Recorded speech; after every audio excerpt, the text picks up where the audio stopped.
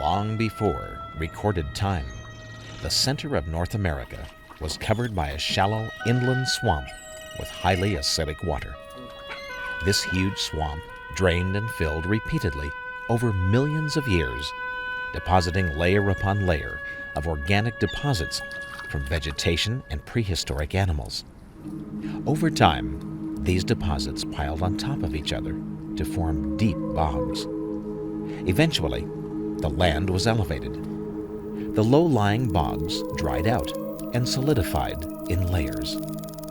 As natural erosion covered the lowest areas with sediments, these seams of ancient vegetation were buried hundreds of feet below the ground surface. The Greeks called this black substance the rock that burns. We called it coal. The coal lay in narrow seams like this, beneath sedimentary sandstone, reaching up to several feet thick in some places. When the Appalachian Mountains were first formed, they thrust up out of the ground, pushing those old coal seams back up to where they had originally formed, near the surface.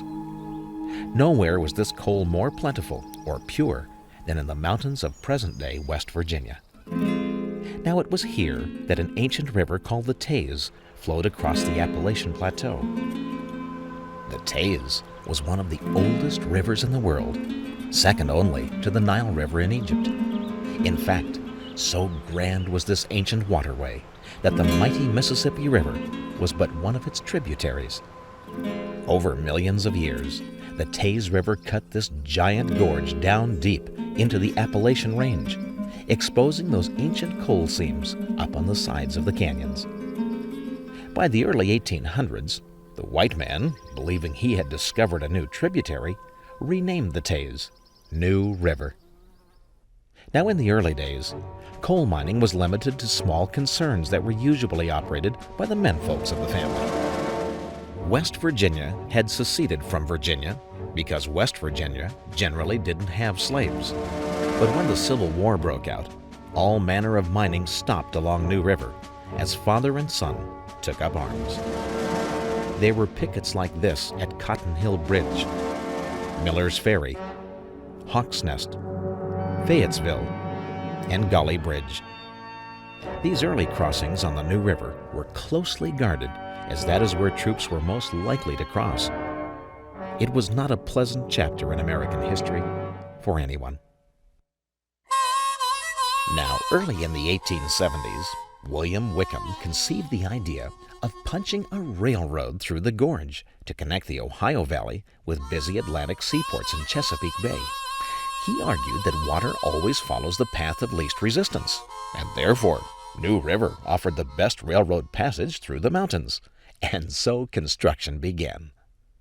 Many who lived in the isolated New River wilderness were less than enthusiastic. They had been drawn here by the land's rugged beauty and didn't want to give it up. They believed the railroad would deliver whiskey to their dry state, kill their chickens, and rob teamster wagon masters of their livelihood. You see, one must only remember that it was right here in West Virginia where the feud between the Hatfields and the McCoys took out 12 of their kin. The railroad, well, they built several bridges across the river, including this frail structure at a place called Hawk's Nest. Though it took almost 4 years to blast the railroad through the rocky gorge, the railroad prevailed. In 1873, the Chesapeake and Ohio Railroad, called the C&O for short, was completed along the New River Gorge. The tiny railroad clung precariously to the side of the steep cliffs. For the first time, the close proximity of a railroad through the isolated gorge made it possible to access, mine, and bring out those huge coal deposits on a large scale. They erected huge wooden trestles like this to carry the coal across steep canyons and down to the railhead. Heavy beams were hoisted and bolted together by hand. Company towns like this sprang up overnight. Housing, food, clothing, and even medical attention were all provided by the mine. In other areas, they threw up cabins along the riverbank. But wherever they built a town, the railroad was not far behind. Considering the dangerous work they performed down in the coal mines, most West Virginia coal miners were understandably quite religious. Contrary to the movie image of destitute, downtrodden miners, records show that West Virginia miners drew good wages and their surroundings were comfortable. The way the coal towns were organized is that, of course, they had the residential communities, the places where the miners lived. Typically, these were segregated white miners, black miners, and immigrant miners. So you had your residential neighborhoods. You also had your industrial facilities, the mine, the tipple, the rail siding, etc. And in addition to that, you would have what we might call a civic area. This typically would consist of one or more churches and typically of one or two schools, because the schools were segregated at that time. So each of the coal towns would have had at least a small school, and the miners' children would have been educated at the coal camp until the 8th grade. Now, in those early days, there were no paved roads. Airplanes? Why, they wouldn't be invented by the Wright brothers for another 20 years. So everything of consequence was moved by rail. Americans, Consolidations, Malleys, Hudsons, coal-fired steam locomotives, fueled by New River coal, were built by such companies as Alco, Baldwin, and the Lima Locomotive Works in Ohio. Now, this unusual-looking locomotive with an offset boiler and a gear drive shaft on the bottom was called a Shay.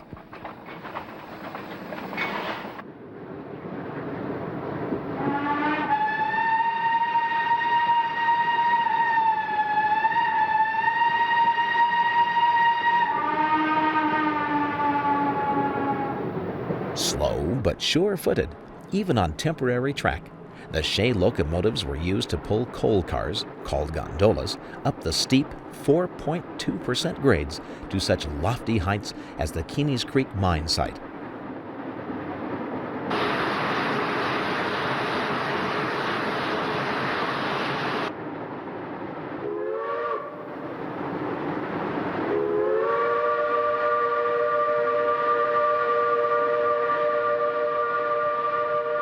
These hardy locomotives were not very fast, but they demonstrated the ability to entirely outperform other locomotives of the time by pulling almost twice as many empty coal guns up New River's steep inclines.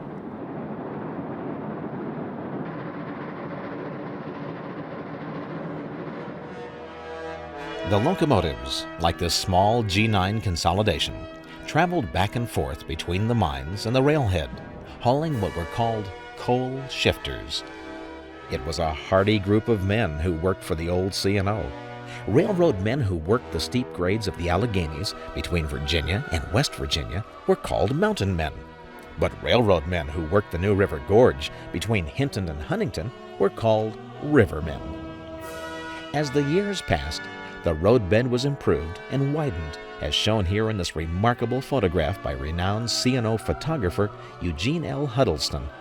Many of the old tunnels, like Blue Nose shown here, were blasted open to the top, a process they called daylighting. The C&O ordered larger engines, which were designed to pull longer and heavier car consists. One of the most popular was the 284 Kanawha. Everywhere else, this locomotive was called a Burke, but on the C&O, they named the engine after the Kanawha River. Crews affectionately nicknamed this new engine Big Mike.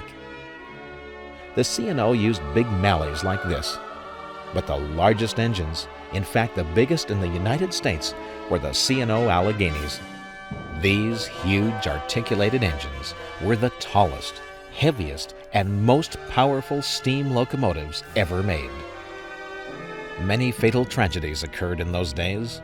A broken rail could send one of these giants straight into the ditch. One Allegheny, which ran low on water, exploded. It left a crater in the roadbed at C.W. Cabin on the west end of Hinton and pitched several tons of boiler and the cab, the throttle, several hundred feet through the air. To this day, sections of that engine still rest on the bottom of New River. The engineer and the fireman were killed. Wintertime on the New River Gorge. It was cold. Roadways became impassable. The Rothwell store stocked in provisions for the long days of winter. Except to clear rock slides in the canyon, the railroad continued to operate throughout the winter. Walter Wicker, known by his friends as Sims, remembers those early days when he worked for the C&O. When I first went to work on the railroad, hobos used to be common. They'd ride the rods on freight trains. And there was one come through here pretty regular, and I didn't know the reason why. I just thought he was just another hobo traveling back and forth. And anyhow, he always wore 2 or 3 big heavy overcoats, winter and summer. One day I saw him down there on the yard, and I said, "Who is that old fellow that comes through here so often? You see him every once in a while." He said, his mother lives right up there at the corner of 8th Avenue, and his brother. And he said he's just a plain old hobo and comes in every once in a while to see them and get on another freight and leave town. When I first went to work, one engine would bring 65 cars into Hinton from out of coal fields. And the engines kept getting bigger and bigger. And when I quit, why, one of those big engines would take 160 loads of coal from here to Clifton Forge. The greatest traffic movement that I can remember on the railroad or experienced on the railroad was during the Second World War. Why, we had trains standing one behind the other. All of them had to be service-shared engines. Hinton had the steam engines. They'd put coal and sand and water on all of them, grease them, check them out for any defects, and we just had one behind the other. As fast as you get one in the yard and get him ready to go, there'd be maybe 2 or 3 more standing down there behind him waiting to get in the yard. And I've thought of that so many times, how we ever handled all that traffic through here. Steam locomotives and the C&O were a way of life for anyone who lived along New River. Many were the family who gauged their personal time clocks by the coming and going of these giant locomotives. Because coal was still cheap and plentiful along New River, the C&O kept their steam locomotives on active roster much longer. But dieselization was inevitable. Until the late 1950s, it would not have been an uncommon sight to see a steam locomotive like the 614 shown here coming downhill and onto the Hawk's Nest Bridge. These wintertime scenes were filmed by renowned rail photographer Greg Showell. In more recent times, the Collis P. Huntington Railroad Historical Society had run a series of annual fall-time excursion trips on New River. They had used a variety of engines to pull this celebrated train.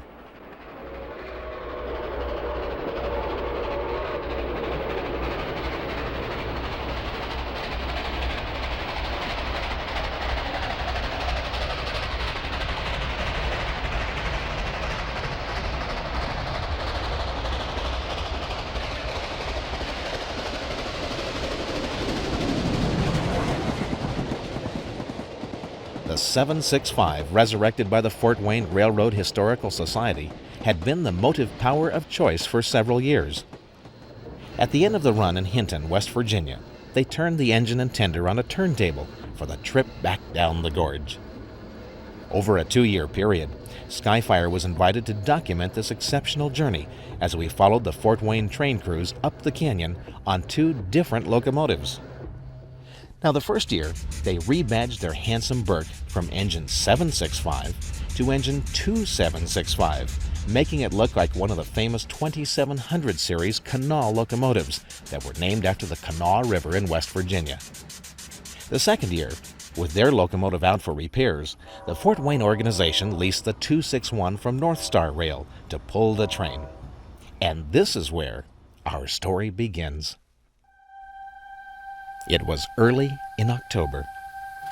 It had been a full moonlit night.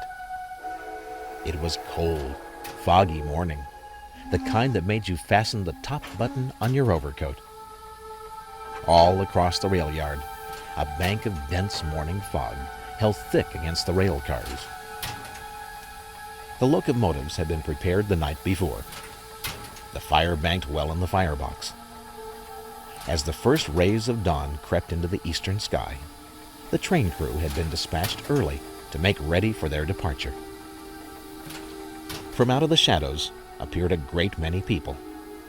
You could tell that some of them were new at this, seeing these grand engines for the first time. Others had no doubt come down to the yard to see it all over again, the way they did in the old days. One look, and you could see why so many people were fascinated by the engine. Hot plumes of steam from the boiler and the steam-powered electric generator escaped into the morning stillness. The locomotives made all sorts of intriguing noises that captured the imagination of the curious. The lights were bright. Heat radiated out of the boiler, and firelight flickered through the vents in the firebox. Even in the darkness, it was a wonder to behold these magnificent, fire-breathing creatures of steel. The air pumps, mechanical heartbeat of the locomotive, hammered back and forth relentlessly. There could not be found a single heart that was not entirely consumed with anticipation. A couple of old war horses, who had no doubt been on this railroad since they had hair, trotted about in the darkness with a seal-beamed flashlight. They were performing the secret rituals of departure, known only to old railroad men. The fog bank opened momentarily. We could see that daybreak had drawn even closer. With all haste, the crew finished loading sand into the top of the locomotive. The red light on the 261 engine was used as a warning indicator to let approaching trains know she was stopped on the tracks. The normal white Mars light would be used once the engine got underway. A blue flag was placed in the center of the track. With the blue flag out, it was safe to move on and off the locomotive. The firemen vented excess water onto the ground.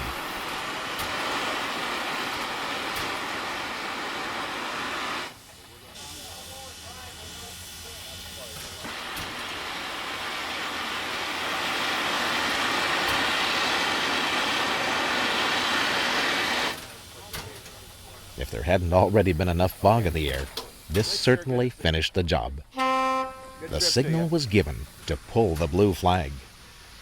It was a federal safety law that whomever places the blue flag must be the same person to remove it.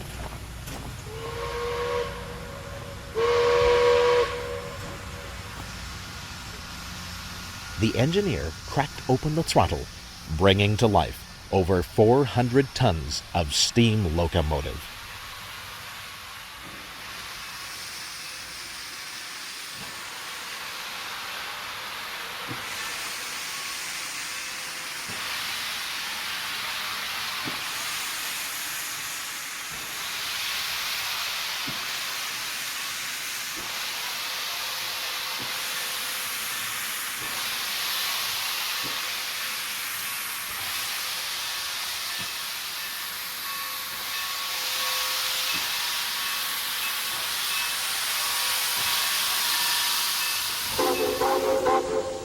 Earlier, the 2765 was backed out of the siding and onto the main line. With billowing clouds of steam rising on both sides of the locomotive, it was a scene reminiscent of the late 1940s.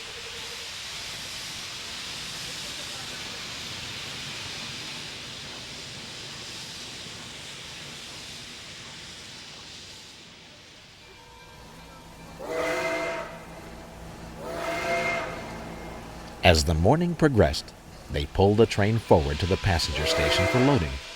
The cylinder cocks were wide open. When the hot steam first came in contact with the cold steel cylinder walls, the steam turned into water droplets. Under pressure, the water could possibly burst the cylinder. So the cylinder cocks were opened to allow this water condensation to escape out the bottom of the cylinder cavity.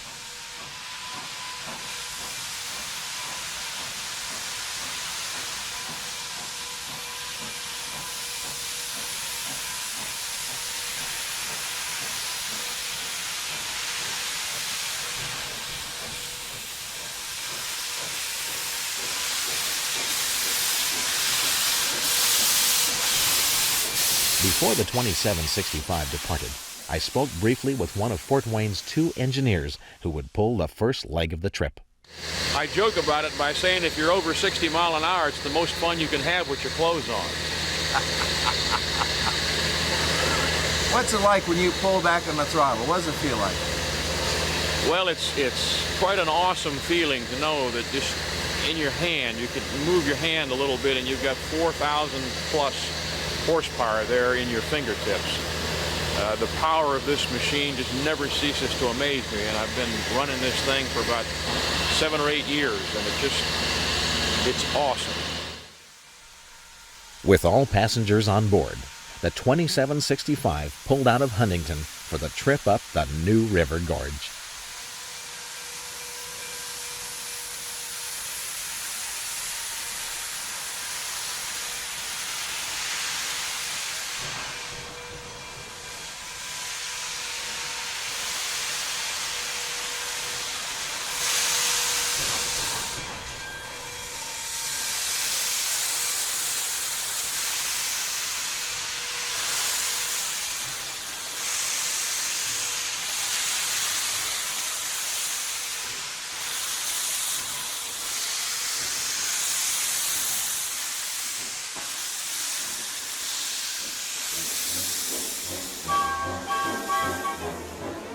Our route would take us east out of Huntington. The first stop would be the small town of Hurricane. We would continue on to St. Albans and wait for the Amtrak Cardinal to take the clear track first. From St. Albans, we would proceed up the valley to Charleston, the capital of West Virginia. We would follow along the Kanawha River and stop in Montgomery to service the engine. From Montgomery, we would begin our climb up into the gorge. At Hawk's Nest, we would cross the river and continue up the north bank to Thurmond, there to do a photo run. From Thurmond, we would continue our climb up to Hinton, the end of our excursion. At Meadow Creek, we would turn the engine and retrace our route back to Huntington. As the train left Huntington Yard, giant billows of steam filled the air.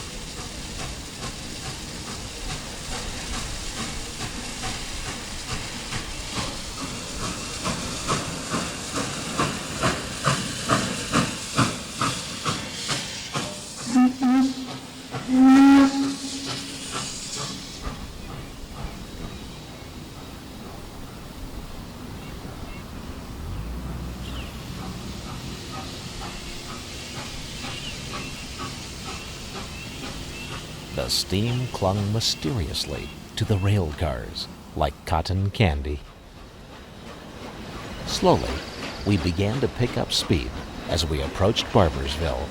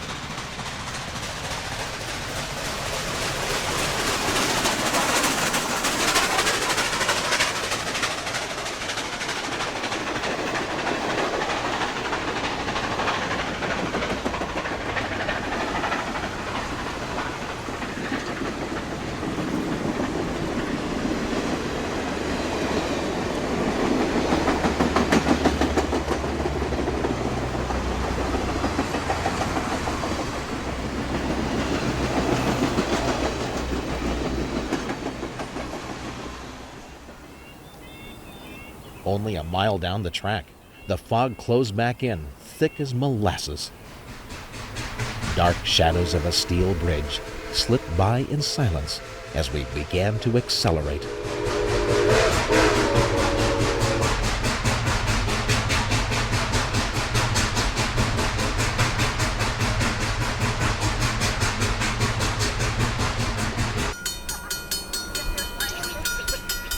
Down the line, the fog was so thick we could hear the engine coming before we could even see it.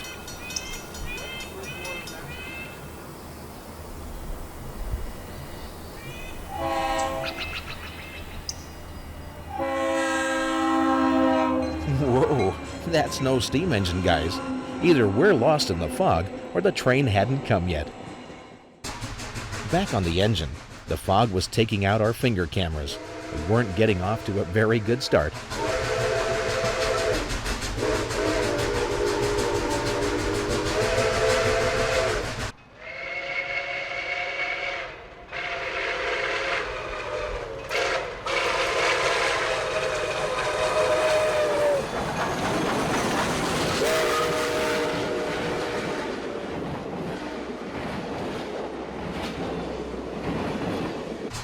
The locomotive was pulling about 3,000 tons of train.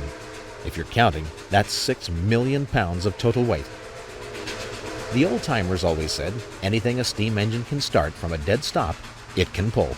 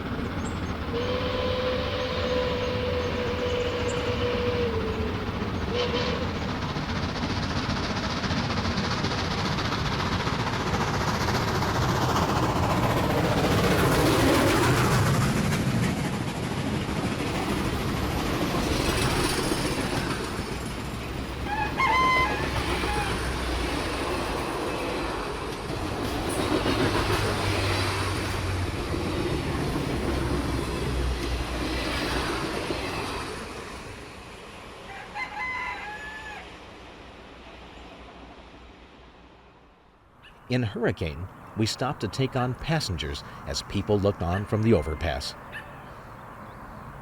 The finger cameras were cleaned and we were ready to roll.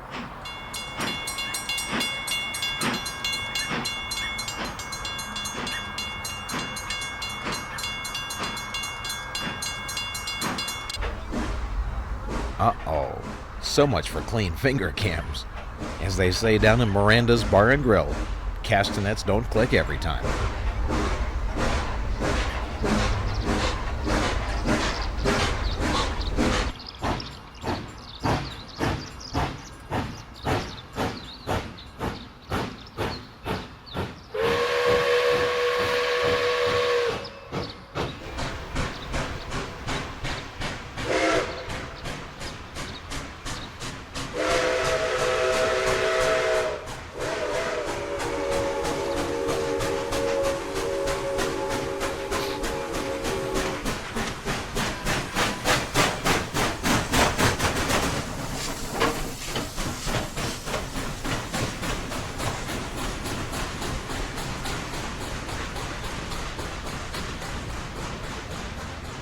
Now, it wasn't real obvious by looking at the track, but it was a respectable climb up out of Hurricane for St. Albans. The 2765 was nonetheless increasing her speed as she pulled the big train up the grade.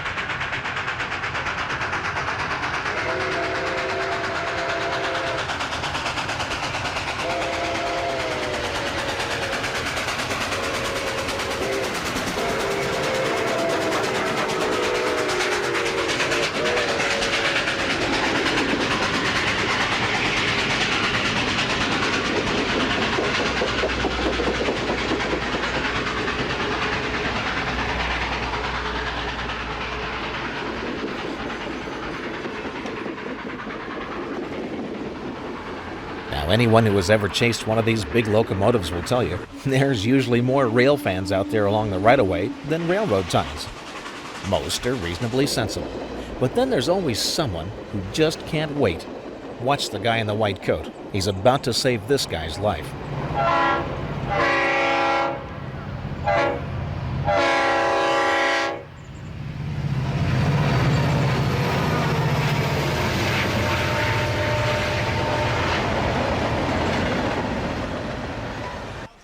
Back on the tool car, I met our other engineer, Tom Stevens. I've always liked steam since I was a young kid. When I graduated out of high school, my thing was to go be an engineer. You know, all kids wanted to be an engineer. Well, I went in the Navy, and I shot that down, so when I got out, I got married, and that was it. Of course, steam was still around. Steam was still around when I got out of the service and got married. But, you know, diesel was starting to come in. I had no interest in diesel. So anyhow, over the years passed, and I heard about this thing up at Fort Wayne. I went up, got involved in it. The engine was still setting in the park. Got it out of the park, took it out to the Line Road, rebuilt it. And, of course, still, I didn't get to run it, you know. Then I started firing it. And as time went on, I got to run it. And, of course, my miracle of miracles came true. So now I run a big steam locomotive. Outside on Scary Hill, the fog was still so thick in this spot you could cut it with a butter knife.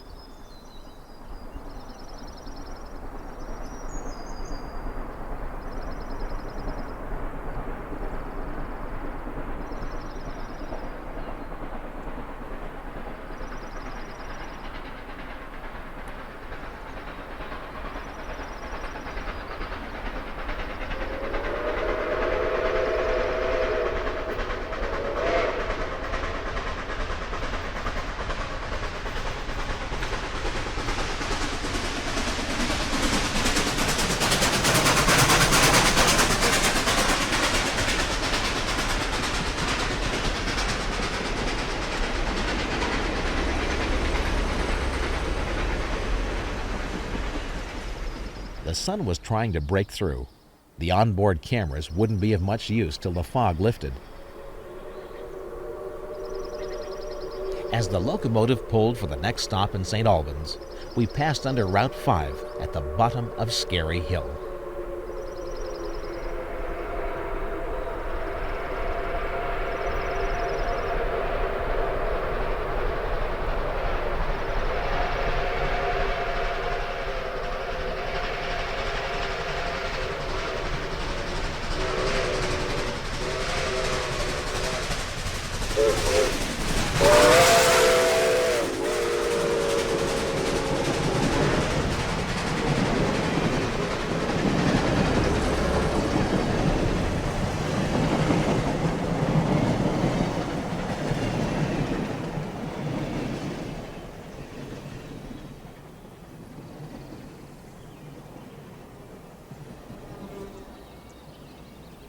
We took on more passengers and cleaned the lens.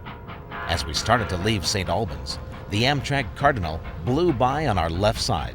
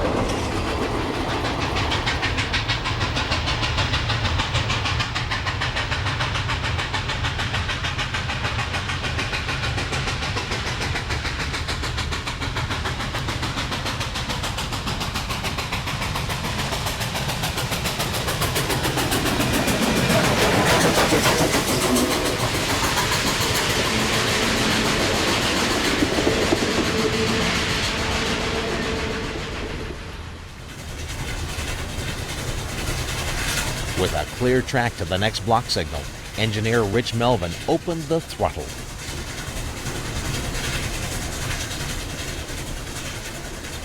We now had a clear lens view out the front as we changed over to the main line track.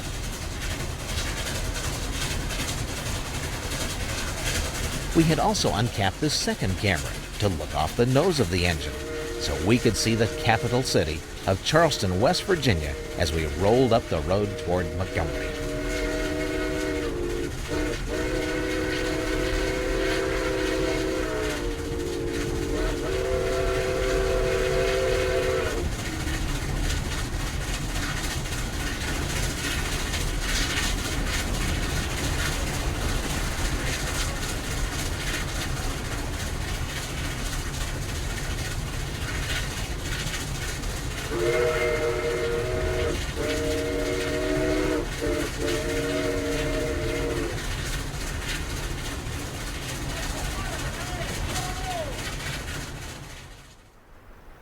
On the map, this was our location just east of St. Albans.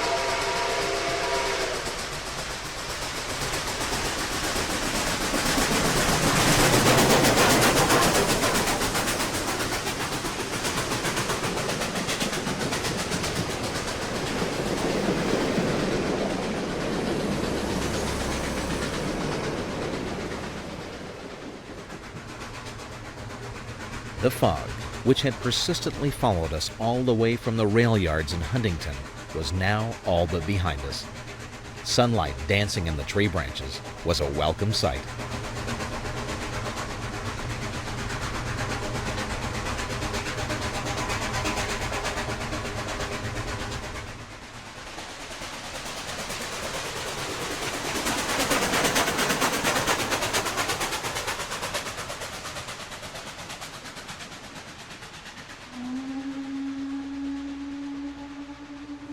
As we pulled into the outskirts of Charleston, we passed the westernmost point of the New York Central Railroad.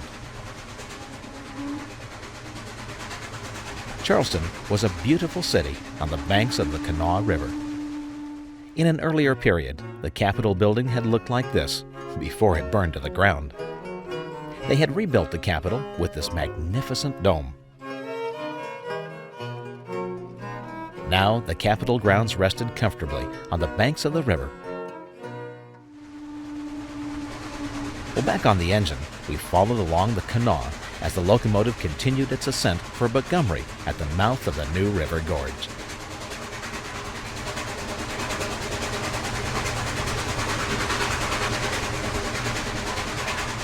On the highway next to the track, rail fans were screaming along with no thought for life or limb to get pacing shots of the engine that looked like this.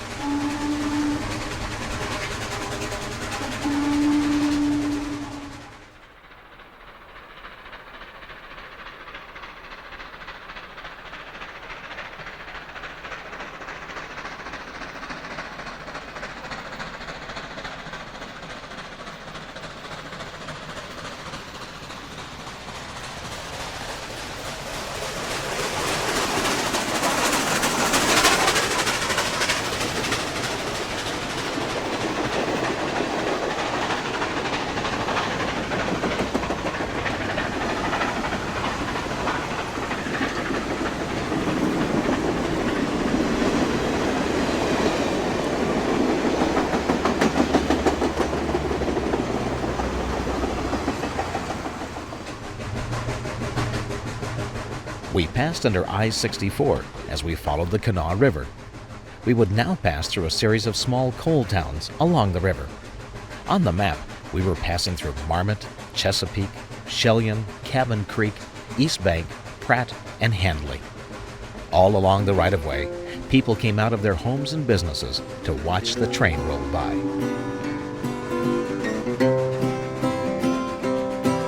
Well, Ben Dewberry was the brave engineer. He told his firemen, don't you ever fear. All I want is the water and coal. Lay your head out the window, watch the drivers roll. Watch the drivers roll. Watch the drivers roll. Lay your head out the window, watch the drivers roll. Now Ben Dewberry said before he died, there's 2 more roads that he wanted to ride. His fireman asked him, man, what can they be? Said the old Northeastern and the A and B. Or the A and B. Oh, the A and B. He said the old Northeastern and the A and B. Now on the fatal morning it began to rain. Around that curve there came a passenger train. Ben Dewberry was the brave engineer, had her running wide open without any fear. Didn't have no fear. He didn't have no fear. Had her running wide open without any fear. Well, Ben looked at his watch, then he said, boys, we may make Atlanta, but we'll all be dead. The train went flying through the trestle and switch without any warning, then she went in the ditch. Yeah, she hit the ditch.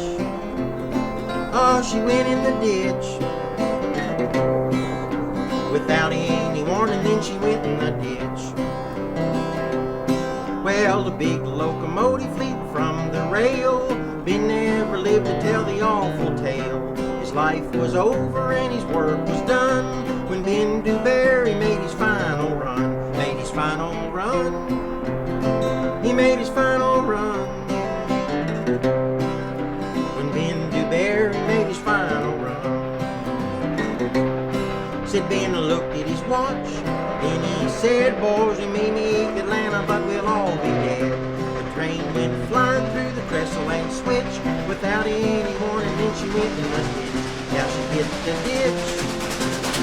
Oh, she went in the ditch. Without any warning, then she went in the ditch. Yodelay, yodelay, oh, yodelay.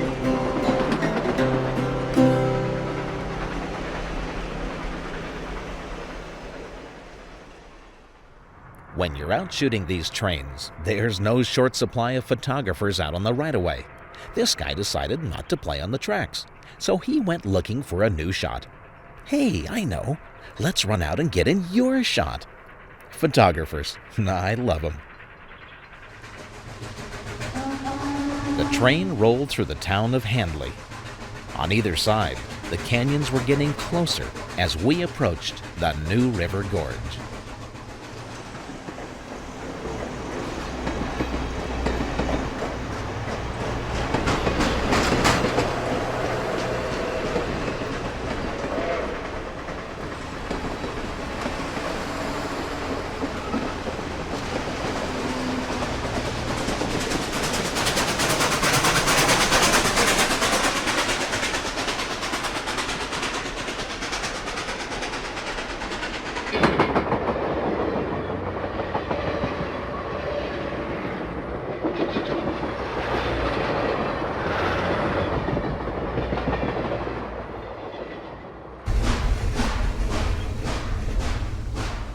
The train came to a stop in the town of Montgomery. This was to be a major service stop before we began our climb up into the gorge. Once, steam locomotives were a common sight in Montgomery, but now it was an event that brought out the entire town. The local fire department pulled out their hoses and replenished the train's water supply for making steam.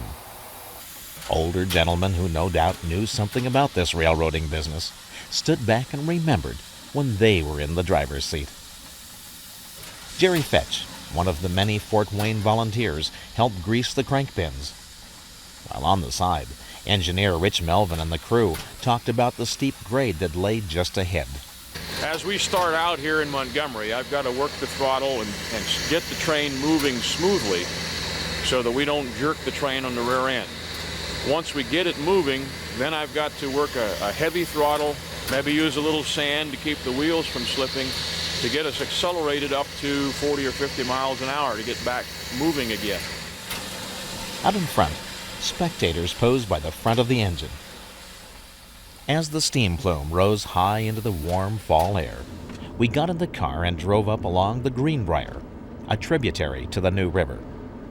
Now, when we first got to West Virginia, one of the first things I set out to find was a couple of good pickers. I don't mean cotton pickers. We wanted to find someone who could make those guys from the movie Deliverance look like a couple of Sunday school teachers. Every place I went, people kept saying that up in a holler on the Greenbrier River were a couple of boys who were so good they could play the skin off a possum. Yes, sir. I'd also heard they knew more railroad songs than a person could name off. So we packed up our microphones and set out for the backwoods.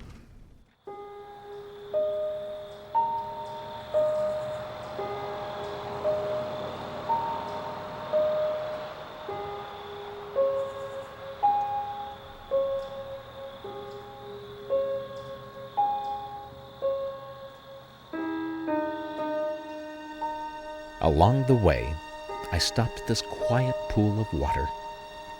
Fall was in its full radiant color. When snow melted in the mountains, the Greenbrier could be a turbulent river during spring runoff. But on this late afternoon, there was no more peaceful place on earth.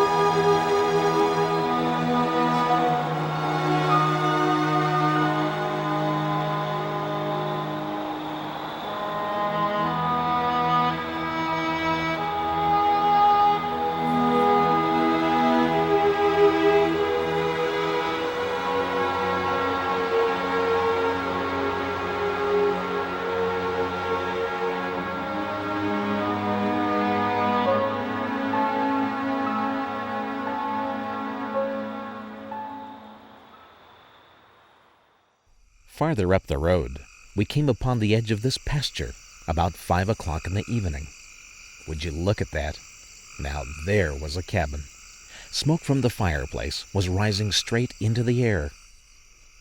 Approaching the front porch, the door swung wide open, and out came big, burly Jim Costa.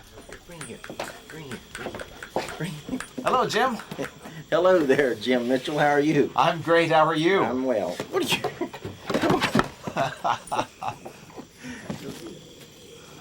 I only have one question. All right. What does it take to get a house like this? A lot of hard work and a bad back out of about 20 years or more doing it. Oh, this is beautiful. After exchanging pleasantries, I followed Jim around to the side of the house. He had a huge wood pile full of old West Virginia bullpine. A lot of work splitting that wood. Boy, that looks good. You got a good supply laid in. Yeah, more from this ought to cover me about 3 winters. Around back, 4 old wash basins were hanging on the back wall. It was about as down home as it gets. So I chose to have this. You know, a lot of people don't. It's a labor-intensive lifestyle. Let's put it that way. Sure. Got the clothesline here. Yeah, the clothesline. With the clothespins. It's good. And I assume that's the little house behind the big house over there. Yes, that's the little house behind the big house with the Okay. well-worn path. Well-worn path. Yes, and this will be a cellar I'm putting. I want to expand my garden and keep potatoes, you know, and things that you want to carry over. After a while, we went on in to play music and tell old railroad stories. Inside, it looked like a museum right out of the early 1800s. Jim Costa's family had spent their lives working for the Chesapeake and Ohio Railroad. He started out by telling us a true story about a famous C&O engineer. Billy Richardson had this habit and tradition of leaning out of his cab as he would go through the little villages and boroughs and towns and waving at everybody.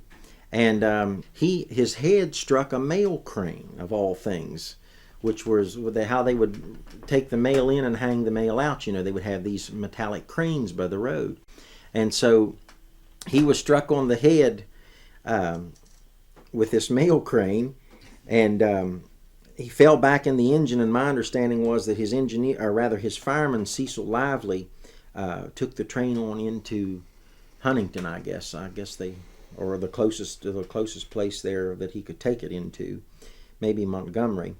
But that's how Billy Richardson was killed at age 62, and he had been riding, as the old fellows would say, the high iron since the 1840s, I believe. He had started his railroading career prior to the Civil War on the old roads that eventually became the C&O Railroad, but he started out over in Virginia on the Jackson River up in the Covington, Clifton Forge area. But my grandfather fired for him, and my grandfather started his railroading career in 1907, became eventually a conductor, but he fired for Uncle Billy, as he was fondly called. And my granddad used to tell me various little anecdotes about Billy Richardson. One thing was he had this he had a full beard, and the kids loved to see him hang out of his engine cab, because as he would go through, his beard would part both ways and kind of fold up towards the top of his head on the left and the right of his face. And so he was quite a character. He was a very beloved old fella. So this is the story.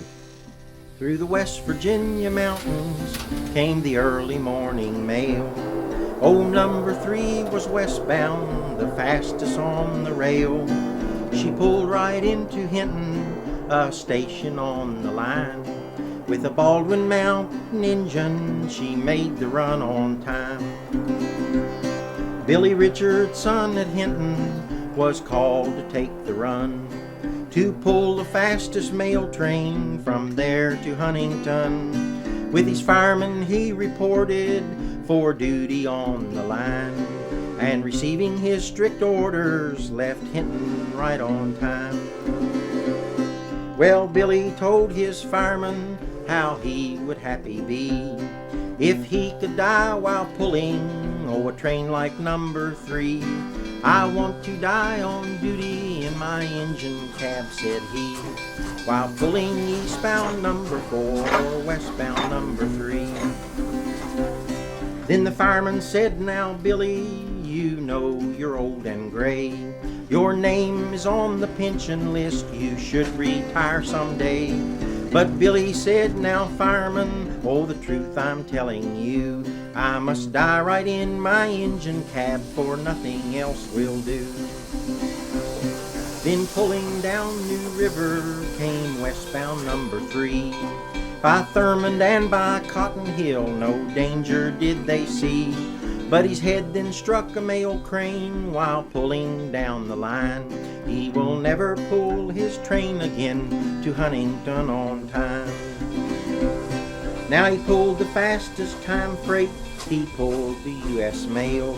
He pulled the fast excursion to the music of the rail. But he lost his life on duty while his engine drept so free, while pulling in Montgomery on westbound number 3. Now ladies, if your husbands are railroad engineers, you know his life's in danger and death is always near. You know he loves you dearly when he is by your side, but remember well that his next run could be his farewell ride. Now, Jim Costa was accompanied by his friend from up the road a piece, Terry Upton. This guy, Terry, absolutely one of the best pickers in all of West Virginia.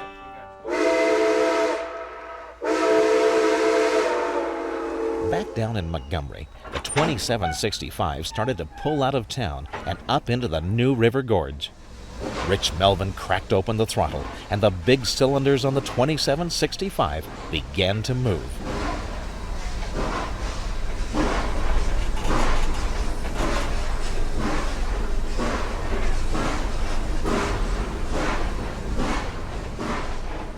I talked the crew into letting me ride up in the cab to the next stop at Thurmond. It was the steepest part of the grade, and I expected to get some great shots of the crew working the engine.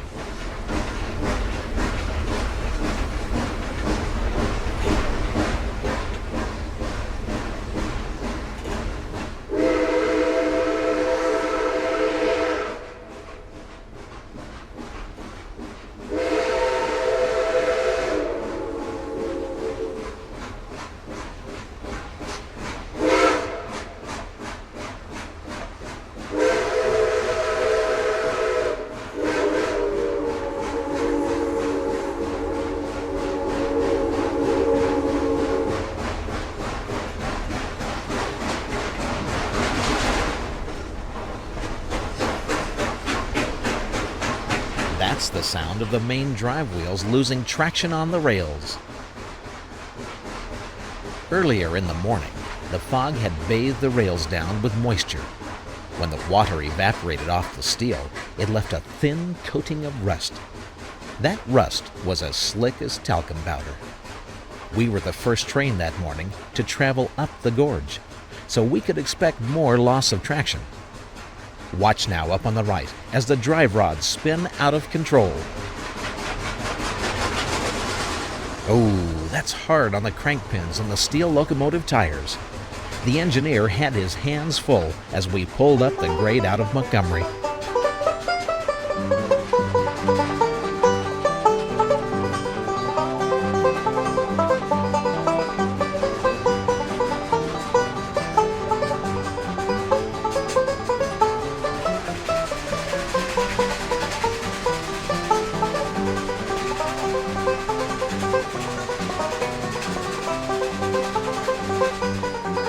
Inside the cab, it was a wild ride. The engineer would watch for the grade crossings before signaling the firemen, then lay on the whistle.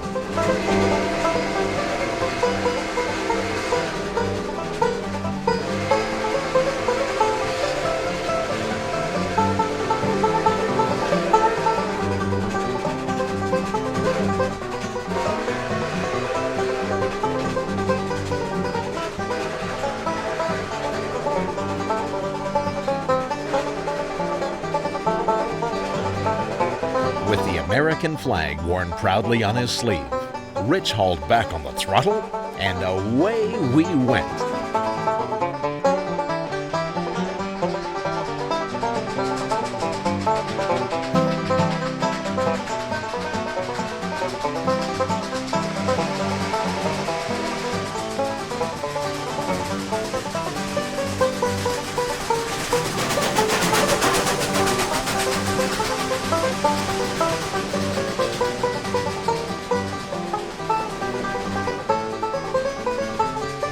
As the grade increased, the locomotive demanded more steam for power. Fireman Steve Winokur kept a close eye on the coal stoker gauge and the feed water pump, which supplied water to the boiler. Back on the tender, the automatic feed auger had opened a fair-sized hole in our coal supply, so Jerry Wallace cut the coal with a shovel, pulling it off the slope sheet so it could feed the coal auger in the bottom. The 2765 was so powerful, it could develop 4,500 horsepower to the drive wheels. All that power was connected to that shiny silver throttle lever, which Rich Melvin had yanked clear back in his lap. What we didn't know was that when we left Montgomery, a brake had locked up on one of the passenger cars. So instead of pulling on a nice, easy roller, we were about to drag an anchor all the way up the grade. Uh-oh. The higher we climbed, the slower we went. We couldn't climb the hill without power, but when you opened the throttle, the locomotive spun its wheels like a teenager driving a hot rod through the local drive-up. Back on the tender, Jerry was giving it his best with the air shovel. Rich Melvin? Well, he was starting to say some of those choice words that get you an R rating at the movies. Wheel sanders? Oh, you bet, they were wide open. But that and a nickel couldn't get you an ounce of traction. Up ahead at Hawk's Nest, we were so late, everybody thought we'd run it in the river. next to the track, you could see how many years earlier they had carved the roadbed right into the rocky canyon walls. As the locomotive huffed its way up the grade, we got a fleeting glimpse of just how sheer and massive the cliffs were that towered over the track. The river had cut its path down through solid rock over millions and millions of years. The river, that's what created this magnificent gorge on top of the Appalachian Mountains.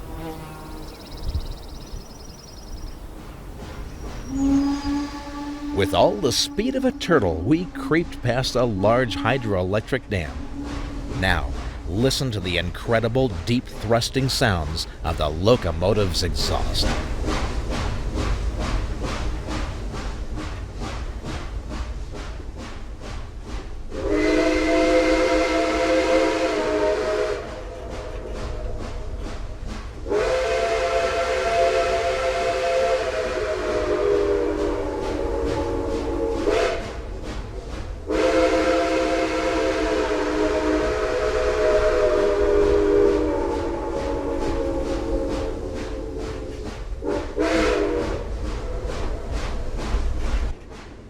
Our camera crews watched as the train approached, albeit slowly, the Hawk's Nest Bridge.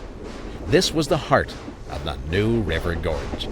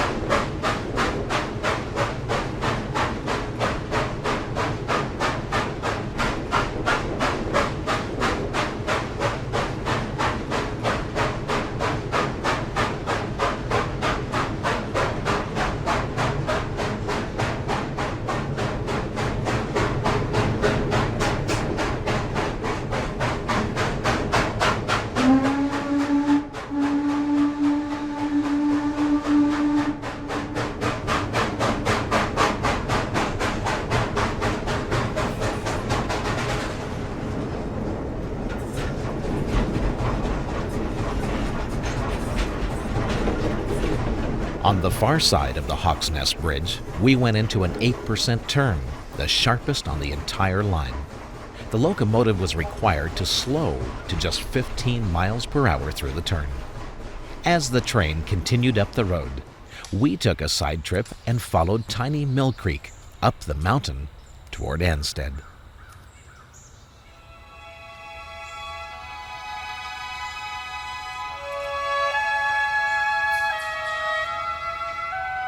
The wind was swirling through the trees. The final days of fall were upon the land. Mill Creek flowed peacefully through the solitude, waiting for nature to take its course.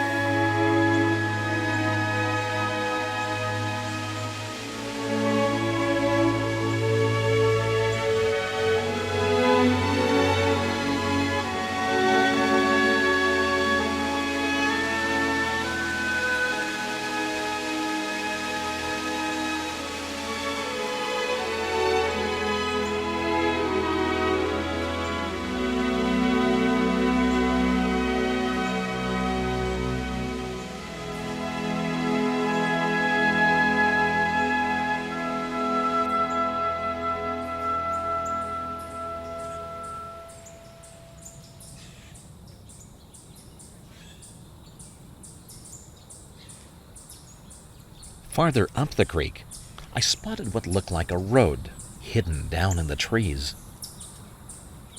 As the camera pulled in closer, it was plain to see this was no ordinary road, so I decided to investigate. Picking my way down the hill, a light rain started to fall.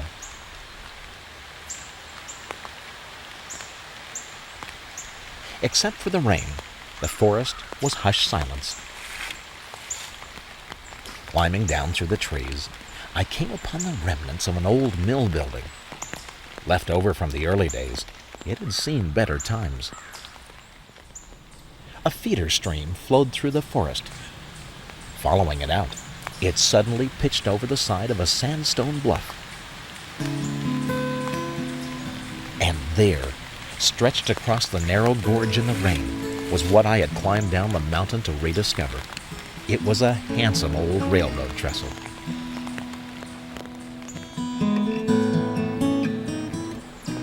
Coal shifters that had once crossed this trestle on Mill Creek had long faded into the chapters of history. Once, this had been a narrow-gauge railroad, known as the steepest grade in the entire district. Later, it had been widened to accommodate standard-gauge coal gondolas. The railroad ties were severely decayed.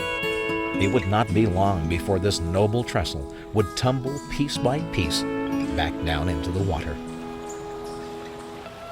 Cautiously, I stepped across the wet railroad ties to peer over the side.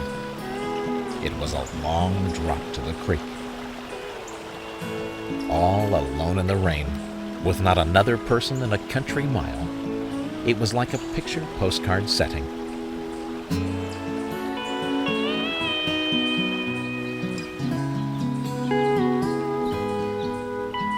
Walking the length of the trestle, I worked a path down underneath to look at the giant wooden support beams. No mere little crossing. This had once been a very stout trestle. The beams had been coated with a thick layer of creosote oil to protect the wood from the elements. In the soft rain, the pungent aroma of creosote filled the glen. Imagine the men that had once labored to build this trestle. They had long passed on to the next dimension. Now it was only for you and I to gaze upon their great labor of life and remember what they once did out here in the backwood hollers of West Virginia.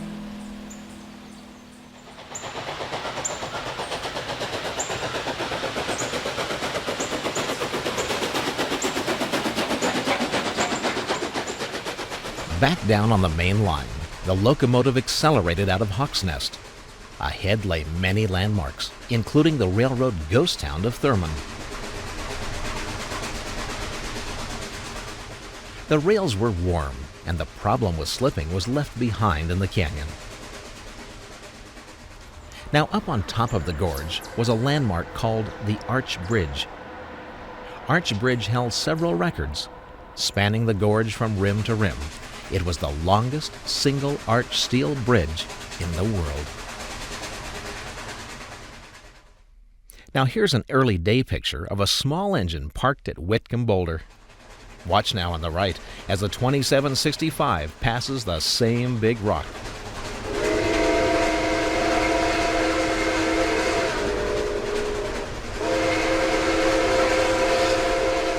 The canyon walls were so steep, falling rocks and slides were, and continued to be, a major problem for the railroad.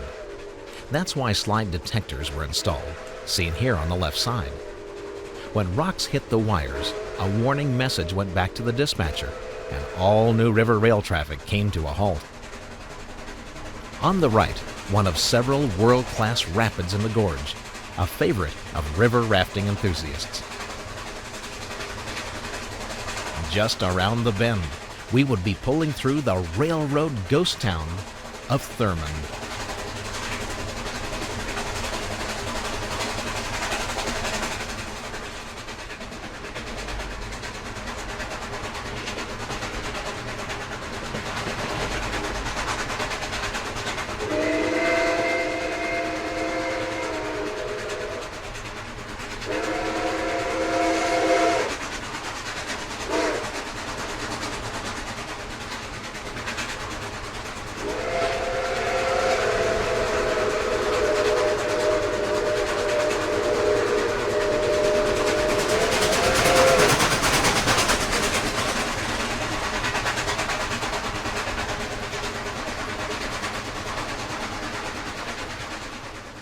On the east side of Thurmond, the passengers got off so they could take pictures of the locomotive as it performed a special photo run-by.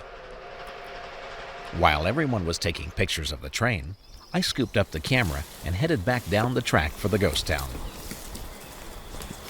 In its day, Thurmond had more shipping commerce than the city of Cincinnati, Ohio. The town was developed by Captain Thurmond, a Confederate ranger. Thurmond became the industrial center for shipping, banking, distribution, and passenger traffic. Hard to believe that this small little town originally had no highway. The only way in and out was on the C&O Railroad. Thurmond was the hub of social activity. Every Saturday night, miners and young men would ride in by train to attend the local dance party. Captain Thurmond was a straight-laced chap who frowned upon the use of alcohol, so Thurmond was quite dry. But cross the river on the railroad bridge, and there one would find all manner of wickedness and licentious behavior at the 100-room Dunglen Hotel. Bawdy houses, saloons, games of chance, or anything else one could afford were in ample supply. Why, it was widely reported that the poker game at the Dunglen lasted 14 years. Violence? Oh, it was taken for granted.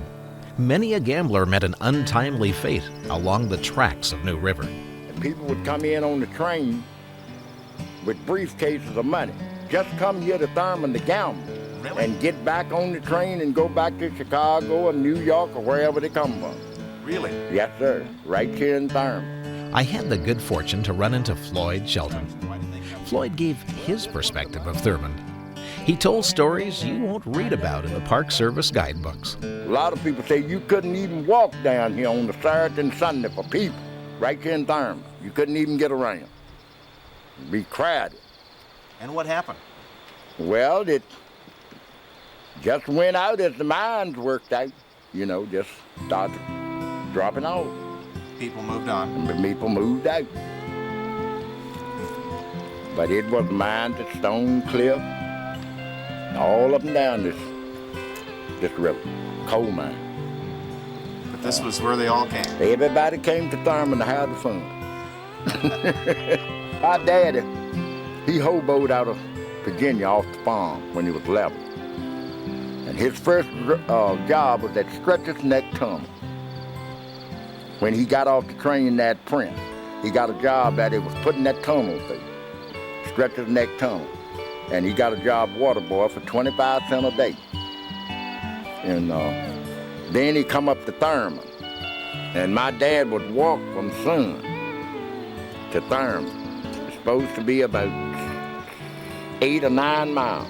He would walk from Sun to Thurmond to gamble every weekend.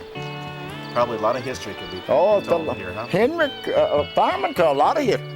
A whole lot of history. People can tell you more about it than me. Oh yeah, Thurmond has some history about it. This was the money place back in the olden days. Thurmond was where the money was. Right here in Thurmond. Yes, sir. Once a thriving town, Thurmond's haughty platitudes were slowly fading into history. They say if you listen closely, you can still hear sounds of laughter in the night.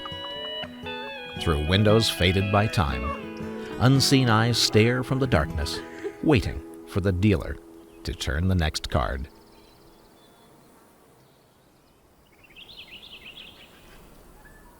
Well, back down on the track, shadows were growing long as the train approached its final destination. We would pass through the town of Thayer, through Stretcher's Neck Tunnel, out the other side through Prince, then Quinnamont, and finally arrive at Meadow Creek. We were almost to the end of our journey. The sun was warm, the locomotive was running good, and if you had to be somewhere, well, this was the place to be. I'm just as fond of beauty as any man can be. Those rosy cheeks and pearly teeth I nearly love to see. I know one that has them and she's a beauty too. Oh, she is the sweetest girlie and she's got the money too. Now won't I love my honey and won't I spend her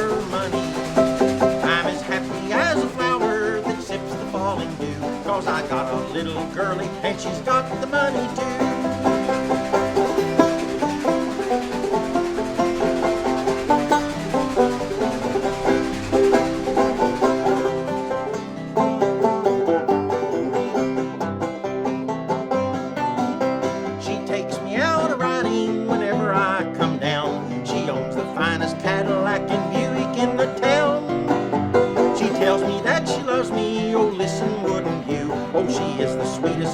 And she's got the money too. Now won't I love my honey, Lord, yes.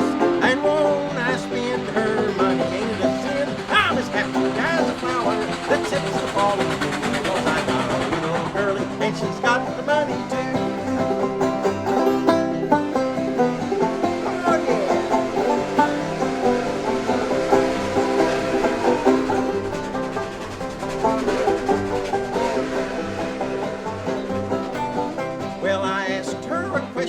If she would be my bride. She said I was the dearest man that ever lived or died. I told her that a minute, she said that she did too. Oh, she is the sweetest girlie, and she's got the money too. Now won't I love my honey, and won't I spend her money? I'm as happy as a flower that sips the falling dew, 'cause I got a little girlie, and she's got the money too. Well, tomorrow we'll be married, be said for Parson Brown. Then I will be the richest, most important man in town. My rambling days are over, my cheap wine days are through, 'cause I got a little girlie, and she's got the money too. Now won't I love my honey, Lord, yes. And won't I spend her money? Ain't it a sin? I'm as happy as a flower that sips the falling dew, 'cause I got a little girlie, and she's got the money too.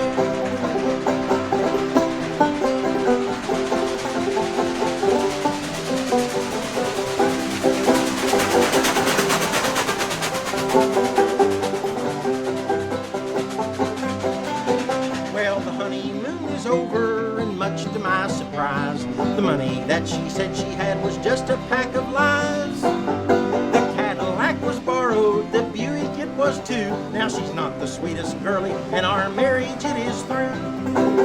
So won't I love my honey? Lord, no, because she has no money.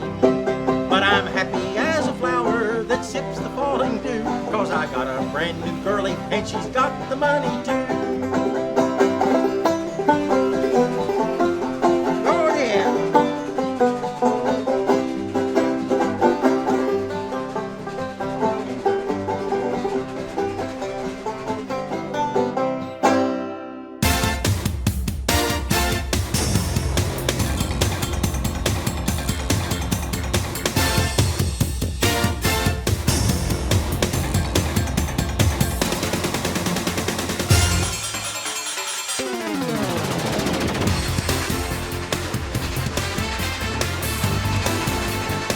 The drivers were rolling out the rails as the locomotive blew through Quinemont and past Grandview State Park.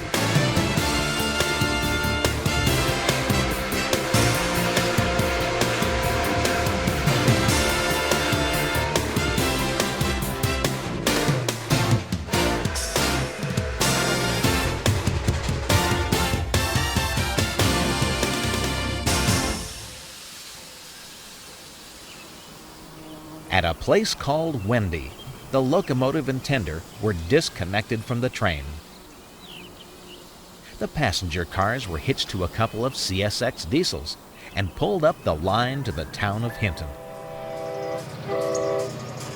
Here, the passengers browsed through the quaint shops and old historic buildings. In an earlier generation, Hinton had been a main service stop on the C&O. This big 500-ton coal chute dominated the rail yard. Once, steam locomotives would wait in line to replenish their tenders. Now, it was just a charming little community along the banks of the New River.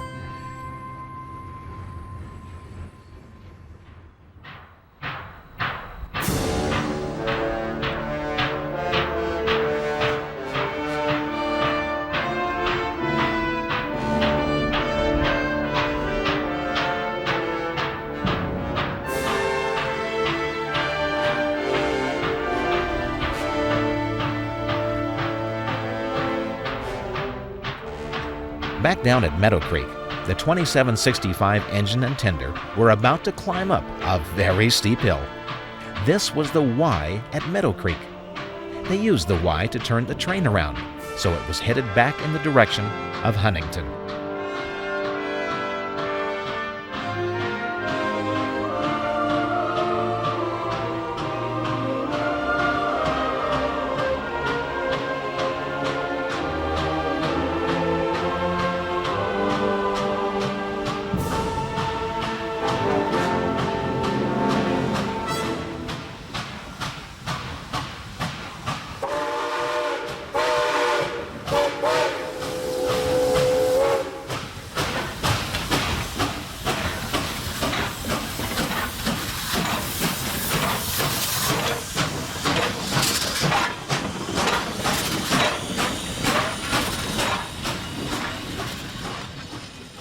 The locomotive backed down through the community of Meadow Creek to the service area.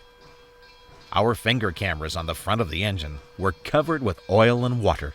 They'd need to be serviced too.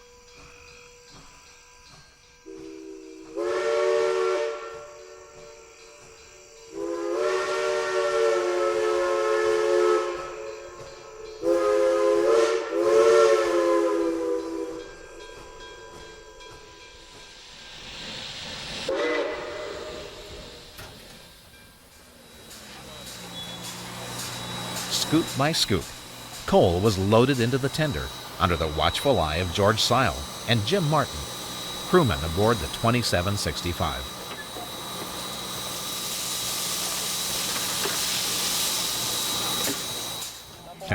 A little girl watched in fascination as Jerry Wagner replenished one of the locomotive's many oil cans. Okay. Camera technician Pat Maxfield in the white coveralls, he recabled the cameras for the return trip. There was a lot to servicing one of these big locomotives. The crew cleaned out the ash pan under the firebox. It was just like cleaning the grates on the bottom of a wood stove, only a bit more ambitious. Soon, they pulled the locomotive, tender, and tool car back out onto the main line, and then backed up the track to the town of Hinton. There, they would recouple the waiting passenger cars to the locomotive. For the long return trip to Huntington, Tom Stevens would be the hoghead, the locomotive's operating engineer. Meanwhile, we drove up a nearby canyon to visit one of the most famous railroad folklore sites in the world. Up on the Greenbrier River was the Big Bend Tunnel, where trains from Hinton passed through on the way to Clifton Forge, Virginia. To the right of this tunnel, hidden back in the bramble bushes, was a secret place where man triumphed over machine. Oh, you've no doubt heard the story, but I'll bet you've never been here, for you see it was right here where John Henry beat the steam drill. The ballad arose about John Henry because of his race with the steam drill. A company brought in a mechanized drilling device that would, of course, put all the laboring, the old hand drillers out of work. And there was a contest put together, and John Henry was chosen amongst the steel drivers as the best and one of the most efficient of the drivers that was on the work crew.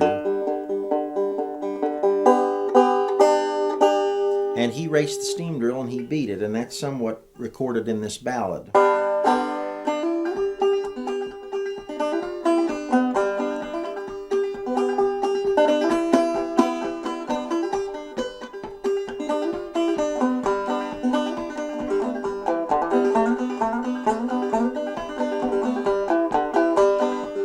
When John Henry was a little baby, no bigger than the palm of your hand, well, he looked at that hammer just sitting by the door. He said, I'm gonna be a steel driving man, Lord, Lord, Lord, I'm gonna be a steel driving man.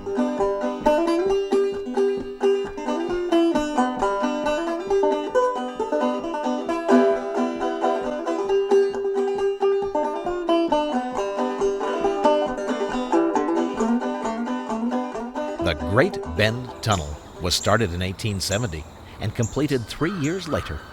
It was over a mile in length through the mountain. Broken ties that were once inside the tunnel lay buried in the grass, along with a hobo's cooking pot.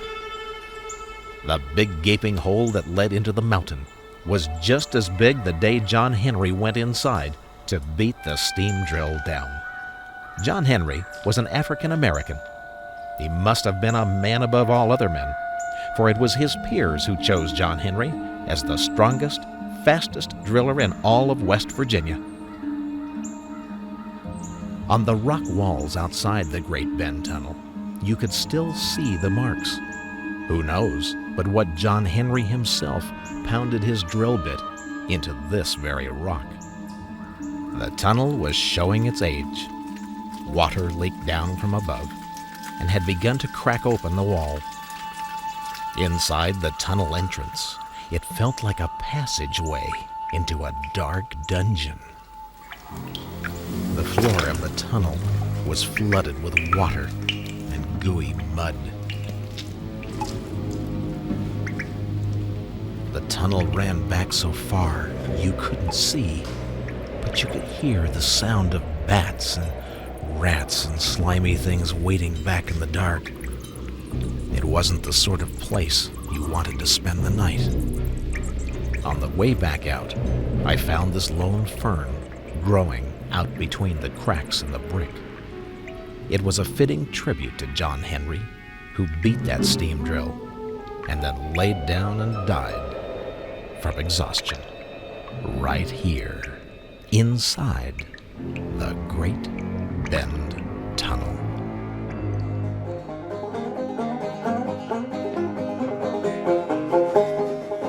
Well, John Henry's captain said to him, "Boy, I've got a contest for you.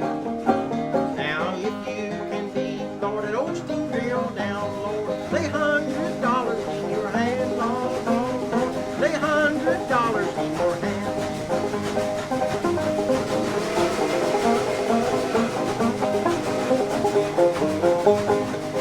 Then John Henry, he said to his captain, "Well, a man ain't nothing but a man. And before I will let Lord that steam drill beat me down, Lord, die with my hammers in my hand, Lord, Lord, Lord, die with my hammer in my hand."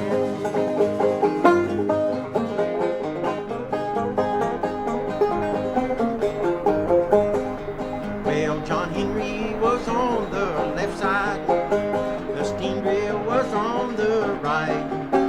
Well, they hammered all day and hammered all night.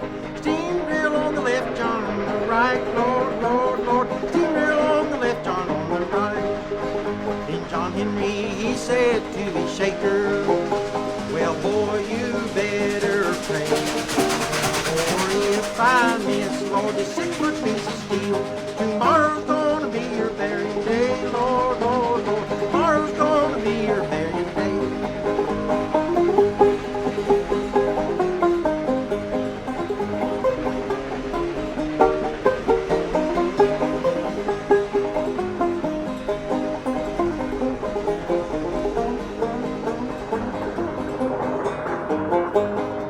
Then the shaker, he said to John Henry, "I believe this mountain's caving in." But John Henry just laughed and he never missed his stroke. He said, "Only my hammer sucking wind, Lord, Lord, Lord, only my hammer sucking wind."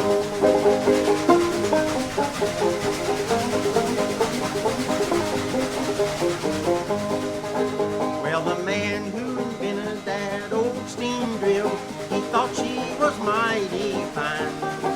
But John Henry drove his feet down 14 feet, and the steam drill, she only made 9. Lord, Lord, Lord, steam drill, she only made 9. Then John Henry, he said to his captain, "I've got an awful roaring in my head." Then John Henry looked up at that heavenly sky. He fell over and was dead, Lord, Lord, Lord. He fell over and was dead.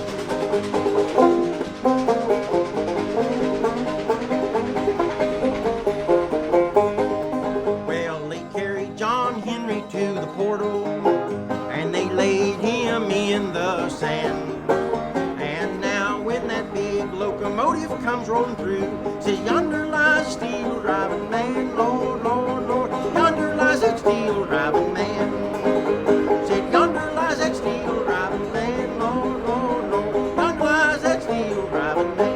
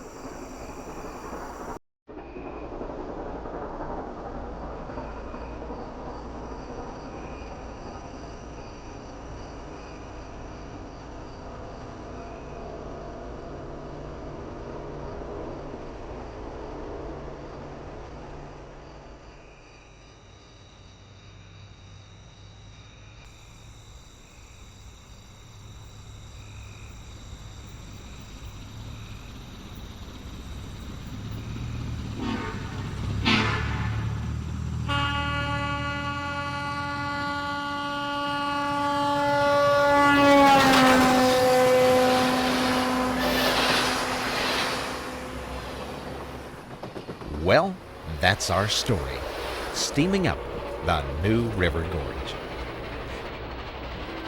For Skyfire, America's video storyteller, I'm Jim Mitchell. Thank you for watching.